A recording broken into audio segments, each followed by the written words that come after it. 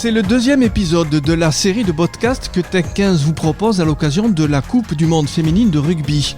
Cette semaine, le sujet de ce nouveau podcast est en lien direct avec les travaux sur le sport féminin et en mixité menés depuis 2 ans par le regroupement des entraîneurs. Il s'agit en effet de découvrir et de mesurer l'influence du cycle menstruel dans la préparation physique d'une équipe. Ce sujet nous paraît d'autant plus opportun que les membres de staff ne sont pas, ou très peu, en mixité. Aujourd'hui, peu de femmes en effet se retrouvent dans l'encadrement sportif de haut niveau, d'où l'intérêt d'avoir la perception d'une femme, bien entendu, sur le sujet, mais d'un homme aussi. Pour en parler, Anna Carolina Miranda, préparatrice physique du club de Chilly-Mazarin, qui évolue en élite 1 de rugby, et Pierre-Hugues Higonin, préparateur physique de l'équipe féminine de l'AS Saint-Étienne Football durant 10 saisons et qui depuis 2019 prépare une thèse sur le sujet. Alors avant d'aller plus loin, pouvez-vous nous rappeler les différences physiologiques entre les femmes et les hommes et en quoi ces différences doivent-elles être prises en compte par les préparateurs physiques d'une équipe ? On commence avec vous, Anna. En termes de biophysiologie, on a des différences de genre. Au sein même des différences de genre, on a des différences de catégorie d'âge, puisque entre un adolescent, une adolescente, un jeune adulte et une adulte, c'est pas pareil. On va retrouver les choses un peu bateau, comme la structure osseuse d'une femme va être plus fine que celle d'un homme. D'ailleurs, c'est pour ça notamment qu'on est sujette à l'ostéoporose plus tôt que les hommes. On va avoir des membres supérieurs moins développés, on a une élasticité des tissus mous qui est plus élevée que celle des hommes. On va avoir une plus faible capacité à développer du muscle dû à notre taux de testostérone plus bas. On a des troubles vasomoteurs. Et surtout, le sujet du jour qui est notre maturité hormonale qui arrive plus tôt et qui est dépendante de nos cycles menstruels. Alors, par contre, ne me faites pas dire ce que je n'ai pas dit. Les femmes ont des fluctuations hormonales, mais les hommes aussi. Très bien. Qu'on soit d'accord là-dessus. Pierre-Hugues, à votre tour. Oui. En plus de tout ce que dit Anna et que je partage totalement, c'est vrai que les femmes ont une morphologie différente des hommes, que ce soit par exemple au niveau des genoux avec un valgus beaucoup plus marqué, une articulation de la hanche avec une mobilité complètement différente de celle des hommes, ou encore ne serait-ce que la typologie musculaire. Les femmes ont beaucoup moins de fibres rapides, beaucoup plus de fibres lentes, la capacité aérobie qui diffère aussi entre les hommes et les femmes, où cette fois-ci les femmes ont un pouvoir oxydatif beaucoup plus important que chez les hommes. Et voilà, tout ça est lié, comme Anna le sous-entendait, à ces sécrétions hormonales qui sont complètement différentes entre les hommes et entre les femmes. D'accord, alors tout ceci est quand même déjà pris en compte dans la préparation physique, parce que c'est bien connu, j'allais dire. Alors, maintenant, la question qui se pose, c'est est-ce que le cycle menstruel est, selon vous, la seule différence vraiment notable entre les hommes et les femmes dès lors que l'on parle de préparation physique ? Anna ? Du coup, pas vraiment, puisque on va avoir plein d'autres différences, comme on a pu les citer précédemment, qui vont jouer. Moi, en l'occurrence, si je prends le cas du rugby, je sais très bien que je vais devoir plus appuyer sur un travail sur le haut du corps et sur potentiellement la stabilité d'épaule avec mes joueuses qu'avec des clients masculins que j'ai en préparation physique pour du rugby. Voilà, il y a plein d'autres facteurs, il y a plein d'autres choses auxquelles il faut penser plus que moi je mets en priorité avant les cycles menstruels. Pierre-Hugues, comment avez-vous été amené à vous intéresser à cette problématique qui fait pour vous l'objet d'une thèse de doctorat ? Il y a une dizaine d'années, quand je suis arrivé sur un public féminin, donc en football, je me suis aperçu que le modèle d'entraînement était très souvent basé sur celui des hommes. Et c'est quand même relativement incohérent à la vue de tout ce qu'on vient de voir précédemment. Donc c'est pour ça que je me suis intéressé à l'aspect physiologique et à l'origine de ces différences physiologiques entre les hommes et les femmes. Et pour moi, en tout cas, rapidement, le constat a été de s'intéresser à l'impact des différentes sécrétions hormonales. Donc justement, j'ai essayé de me renseigner un petit peu sur ce qui avait été fait en termes de publications scientifiques, de travaux scientifiques à ce sujet-là. En France et à l'étranger ? Et en France, ça a été relativement rapide de faire le tour de ce qui avait pu être publié au niveau scientifique.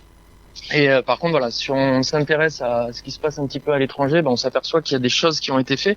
Alors la plupart du temps avec des tests de labo, donc qui sont pas très spécifiques, si on peut dire, parce qu'ils mesurent pas vraiment une qualité physique sur le terrain dans un contexte vraiment intéressant pour nous, on va dire préparateur physique. Et parallèlement justement à ces recherches, pour essayer d'en apprendre plus et de comprendre l'importance de ces variations et sécrétions hormonales, je me suis aperçu cette fois-ci sur le terrain que la performance de mes joueuses pouvait être modifiée par certains moments. Alors j'ai dans un premier temps attribué ça à la fatigue. On avait à l'époque des joueuses qui étaient semi-pro, donc qui avaient un travail à côté et qui pouvaient arriver sur les séances avec une certaine fatigue mentale, physique et psycho. Et je me suis rendu compte par contre que ces altérations de performance, elles étaient cycliques. Et je me suis alors questionné et j'ai fait le rapprochement avec justement ce cycle menstruel qui pourrait peut-être entraîner ces modifications. Oui. Alors ces modifications, c'est des choses toutes simples. Oui, on va reparler. On va reparler si vous voulez bien, Pierre Hugues. Vous avez, je suppose, de chacun de votre côté, interrogé vos joueuses sur la problématique de leur différence physiologique avec les hommes. Quels sont leurs ressentis, Anna? La problématique étant une femme et étant une ancienne joueuse,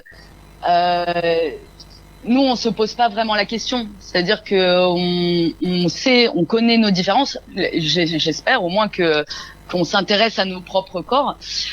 Comme les entraînements et le sport est pensé par des hommes et pour des hommes, nous, on se pose pas trop la question. C'est un peu comme quelque chose, on sait que c'est là et c'est un petit peu tabou et on fait avec. Moi, ma démarche n'a pas été de demander leur ressenti, mais plutôt de faire de la passation de connaissances et d'essayer de transmettre un maximum de connaissances sur le sujet pour leur donner de l'autonomie sur le sujet.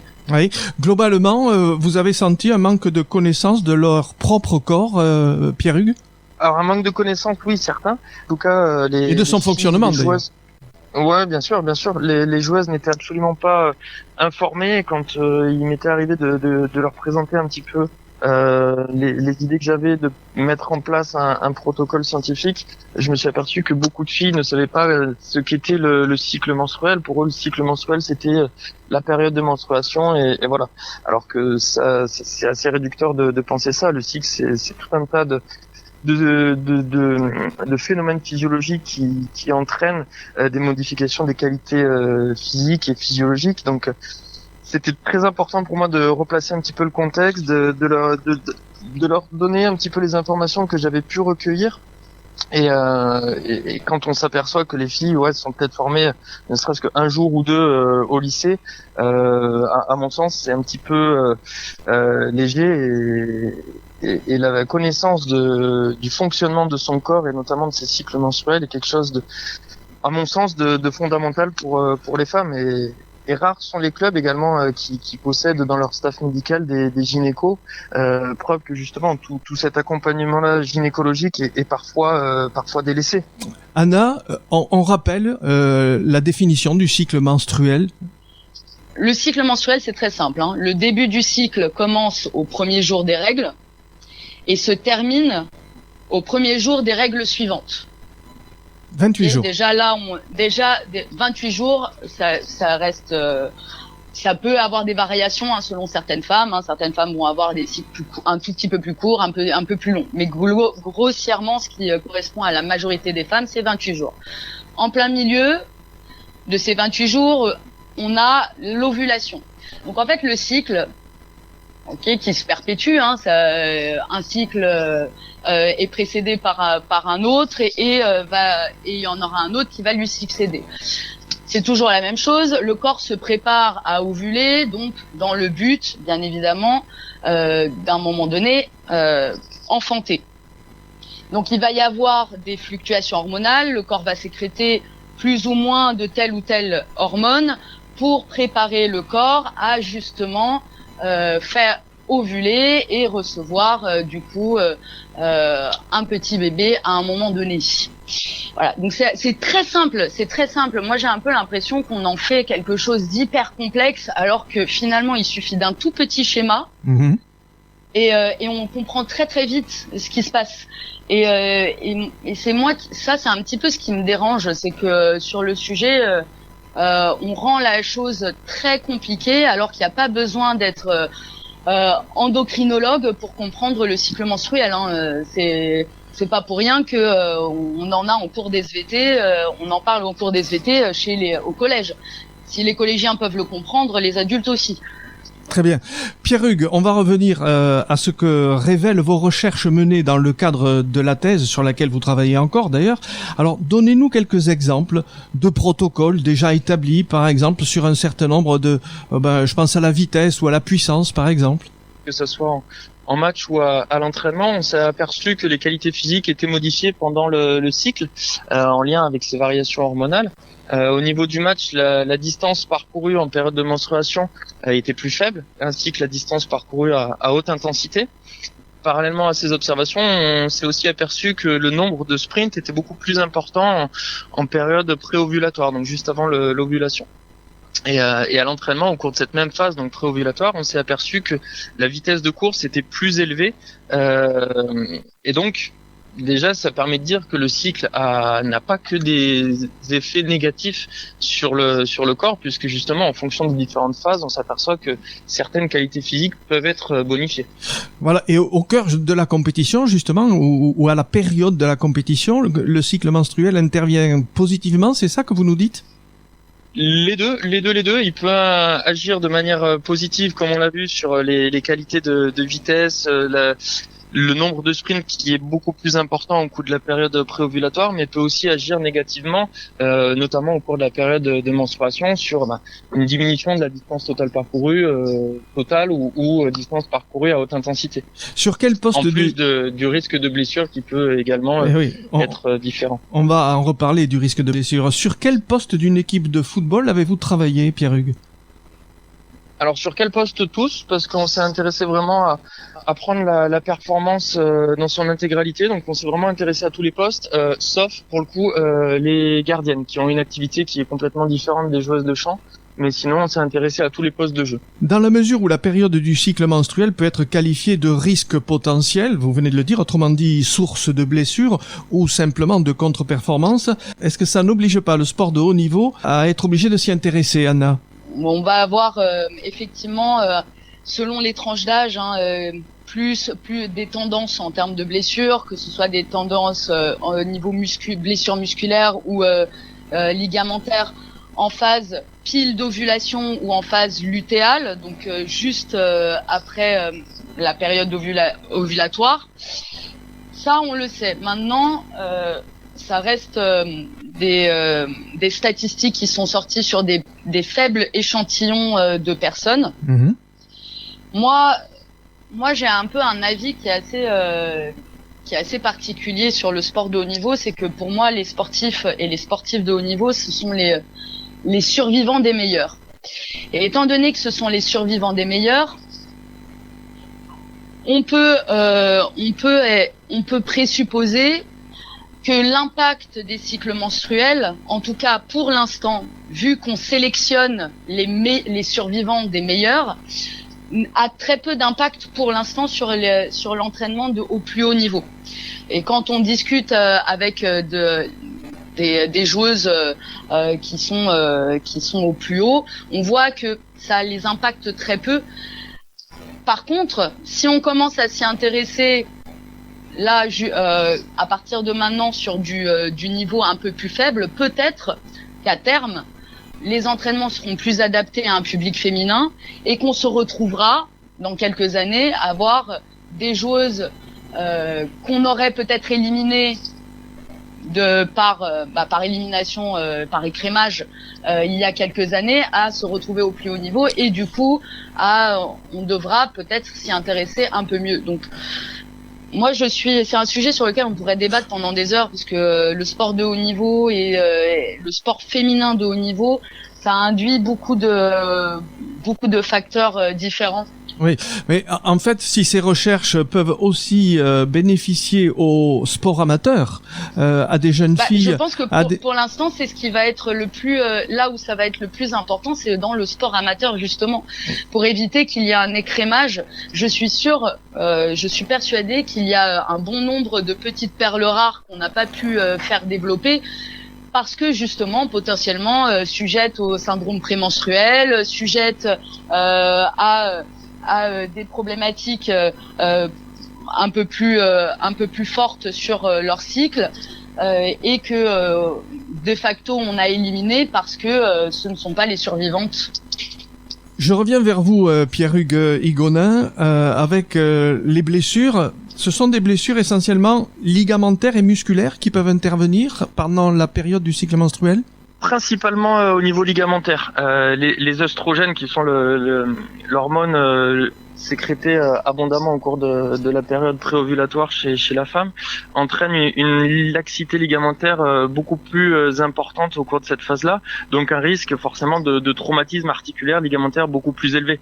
De base, les femmes ont une masse musculaire moindre que les hommes, et on s'est avéré sur pas mal d'études de cohortes d'athlètes de haut niveau qu'il y avait beaucoup moins de blessures musculaires chez les femmes que chez les hommes, mais en revanche beaucoup plus de blessures articulaires. Très bien. Votre approche est différente en ce sens que vous, Anna, vous agissez de façon, j'allais dire, très pragmatique auprès des filles que vous préparez physiquement à la pratique du rugby, contrairement à Pierre-Hugues Higonin qui en fait un sujet de thèse de doctorat. Moi, fatalement, je suis obligée d'avoir une casquette un peu plus de rabat-joie sur le sujet, puisque le rugby amène d'autres contraintes au-delà du calendrier sportif que tous les préparateurs physiques doivent prendre en compte dans leur programmation, ainsi que les besoins individuels qui ressortent des testings. Nous, on doit prendre en compte les différences au niveau des postes qui sont énormes et les différences au niveau des fonctions.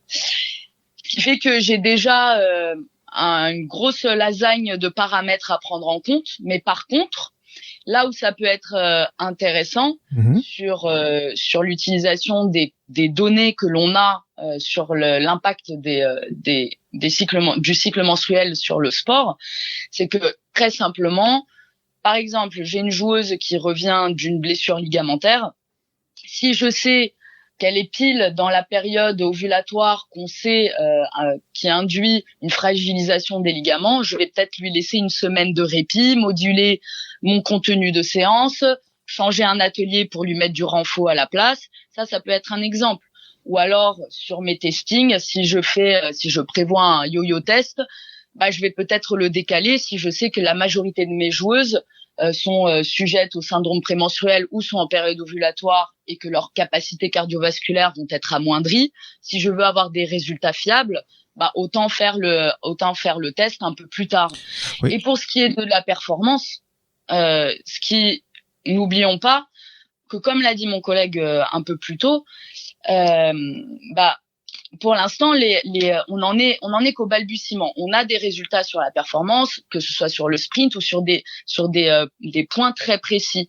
Mais les besoins du terrain et la complexité du rugby fait que pour l'instant, la méthodologie que moi j'utilise pour travailler est assez rodée pour avoir des résultats, alors que si je changeais tout au tout en me basant uniquement sur le début de recherche sur le sujet qui sont faits en ce moment, oui. Peut-être que je n'aurais pas autant de résultats positifs à la fin de mes cycles d'entraînement. Est-ce que vous faites une démarche d'autonomie auprès de vos joueuses, c'est-à-dire de leur dire, écoutez, après les avoir sensibilisées au cycle menstruel, attention, ça peut avoir des conséquences sur votre performance, des coups de fatigue, un sommeil moins régulier, etc., une déshydratation. Est-ce qu'elles commencent à se sensibiliser à ça? C'est important de reparler de ça à chaque saison, parce qu'à chaque fois on a des cadettes qui montent, donc c'est important de refaire ce process d'apprentissage. Après, avec les joueuses un peu plus âgées, d'elles-mêmes, elles viennent communiquer sur le sujet avec moi. Elles viennent me voir, elles me disent en ce moment je suis à telle période du cycle, ça va pas, les entraînements je suis pas au top, et c'est à moi aussi d'être peut-être plus tolérante dans ma manière de encadrer, de coacher, ou alors d'aller discrètement la voir pendant un atelier et de lui dire OK, je comprends que là ça commence à être dur, ça commence à piquer. Je vais te donner 2 points de focus. Tu te focalises que là-dessus et le reste, on laisse. Visiblement, le cycle menstruel n'entre pas en jeu dans votre planification, dans votre programmation des entraînements. Pour l'instant, non. Je serai avec une sportive d'un sport individuel ça serait formidable, parce que là, oui, je rentrerais là-dedans totalement, parce que c'est beaucoup plus facile.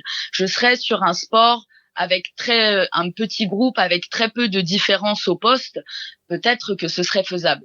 Mais vous imaginez bien que au rugby, je ne programme pas de la même manière pour les premières lignes, les secondes lignes, les troisièmes lignes, les centres, les demi, les arrières. En effet. Et au sein même des postes, je ne programme pas de la même manière pour les sauteuses, les lifteuses, les lanceuses et les buteuses.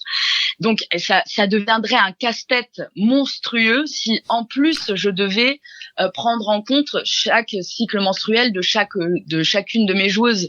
Là, on serait sur en tout cas ça pour l'instant et malheureusement, mais j'espère qu'un jour, et ça sera grâce notamment au sport indiv et au football qui s'est déjà lancé là-dedans, un jour on aura les moyens techniques et technologiques pour rendre la chose facile aux préparateurs physiques, mais pour l'instant c'est très laborieux. Alors que vous, Pierre-Hugues, vous êtes sur le point de valider une thèse de doctorat sur le sujet, ces 4 ans de recherche sont-ils en mesure de déboucher selon vous sur une prise de conscience du monde sportif, et en particulier chez les préparateurs physiques, que ce soit du côté amateur ou professionnel ?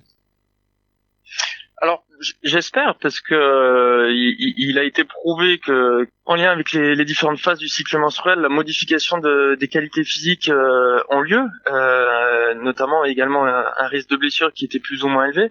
Donc, partant de ce principe-là, pourquoi ne pas le prendre en compte dans nos entraînements, étant donné que dans les staffs à très haut niveau, on entend souvent les entraîneurs dire que voilà, on est à la recherche du moindre détail, qu'on laisse pas la place au hasard. C'est une composante, à mon sens, aussi importante que l'hydratation, que le sommeil, que la récupération. Donc là où on sait que la réussite sur le très haut niveau peut se jouer justement sur ces fameux détails, je ne vois pas pourquoi on ne le prendrait pas en compte. Comme le disait Anna tout à l'heure, le sport de haut niveau, c'est les survivantes des meilleurs, certes, mais les survivantes des meilleurs dans tous les différents clubs. Et lorsqu'ils s'affrontent, les survivantes des meilleurs, ça se joue aussi sur ces fameux petits détails. L'équipe nationale américaine, d'après ce que j'ai lu, est très en avance sur le sujet. Vous pouvez nous expliquer, Anna ou Pierre-Hugues, comme vous voulez. Ça fait très longtemps, en fait, on a commencé à s'intéresser au sujet parce que à cause de grâce à la dominance de l'équipe nationale de football américaine, et qui effectivement avait depuis il me semble 2010 une préparatrice physique qui s'est intéressée au sujet et qui du coup a pu mettre en place une programmation très en lien avec les cycles menstruels de ses joueuses. On parlait de ça un peu comme si c'était le secret, l'arme secrète. Maintenant, il faut ce qui est faisable au foot n'est pas forcément faisable au rugby. Et c'est là toute la problématique. C'est-à-dire que n'oublions pas que le football féminin est très très en avance par rapport au rugby féminin, que d'autant plus le football féminin américain est extrêmement en avance par rapport au football féminin mondial. Oui. Et donc le pourquoi de la complexité de utiliser les cycles menstruels en préparation physique en France dans le rugby, c'est que ça demanderait des moyens humains et financiers bien trop élevés par rapport à ce qui est en place en ce moment. Sur une compétition majeure comme la Coupe du Monde de rugby que les filles vivent en ce moment en Nouvelle-Zélande, il faudrait renforcer les staffs pour mieux gérer individuellement cette problématique, ce serait ça ? Sur une équipe nationale, c'est faisable et ça devrait être fait, et peut-être que c'est fait sur certaines nations. Maintenant, au niveau du championnat, en général, c'est un peu plus compliqué. Vous verrez très peu de clubs pouvoir avoir les capacités de le mettre en place. Le sujet peut paraître tabou, mais en fait, il ne l'est pas, si l'on tient compte de l'impact que le cycle menstruel peut avoir sur la performance sportive et la prévention de la blessure. Concrètement, que faut-il mettre en place d'ores et déjà, j'allais dire, pour limiter les risques? Anna, je sais que par exemple en début de saison, vous faites un petit peu une présentation de cette problématique. Oui, l'année dernière, sur le stage de début de saison, j'avais pris 1h30, 2 heures pour présenter pour expliquer le cycle menstruel, l'impact que ça avait, les différentes phases, phase folliculaire, lutéale, l'ovulation. L'idée, c'est d'ouvrir le débat. Moi, en l'occurrence, étant une femme, c'est assez simple pour les joueuses de venir me voir et de m'en parler. En effet. Mais moi, c'est plus facile, soyons honnêtes. Mais ce qui serait bien, c'est que dans tous les clubs, même à tout petit niveau, que les entraîneurs, les managers, préparateurs physiques prennent un temps pour ouvrir, pour dire voilà, on s'y intéresse, on sait que ça existe. Vous faites venir un intervenant extérieur, mais au moins ça permet à la joueuse, surtout quand elle est jeune, de se dire bah c'est pas tabou, de se dire je peux aller voir mon entraîneur et lui dire bah en fait en ce moment je dors pas parce que j'ai des insomnies, parce que quand j'ai mes règles je mange pas, parce que quand j'ai mes règles je me blinde d'anti-inflammatoires. Et en fait c'est des informations que peut-être les entraîneurs auraient besoin d'avoir pour éviter plein de situations à problème, et surtout créer du lien aussi, parce qu'il faut pas oublier que on a aussi potentiellement des changements au niveau psycho-affectif lors de notre cycle, et ça peut éviter aussi des conflits, ça peut éviter plein de choses, et donc donner cette opportunité de dire bah les entraîneurs s'y intéressent, les entraîneurs sont ouverts au sujet, donc si j'ai un problème je peux aller les voir et je peux en parler, et je peux surtout dire comment je vis la chose en tant que sportif. Pierre-Hugues, votre sentiment sur ce sujet ? Qu'est-ce qu'il faut mettre en place pour limiter les risques rapidement ?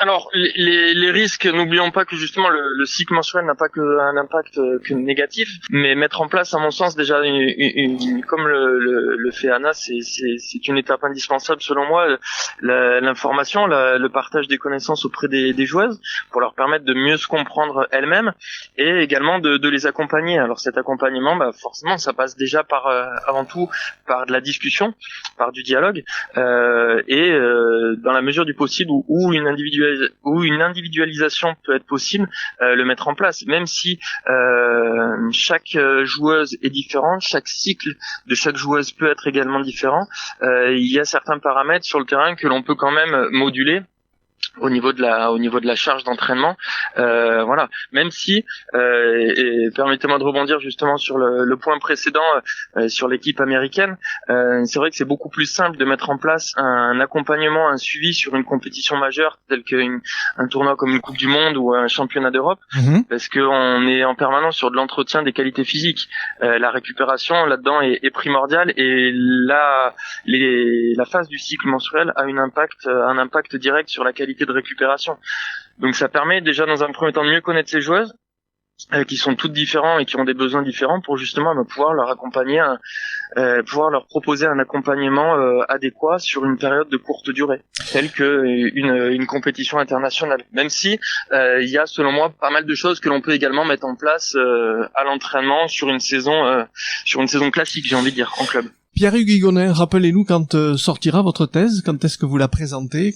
Alors, si tout va bien, ça sera au niveau du premier semestre 2023. Voilà, donc ma thèse sera soutenue à l'université de Lyon 1, et je suis sous la collaboration sous la tutelle, on va dire, du laboratoire LIBM de l'université de Lyon et du laboratoire AME2P de l'université de Clermont-Ferrand. Merci à tous les deux. Et merci à vous qui restez à l'écoute des podcasts de Tech 15, le regroupement des entraîneurs de rugby.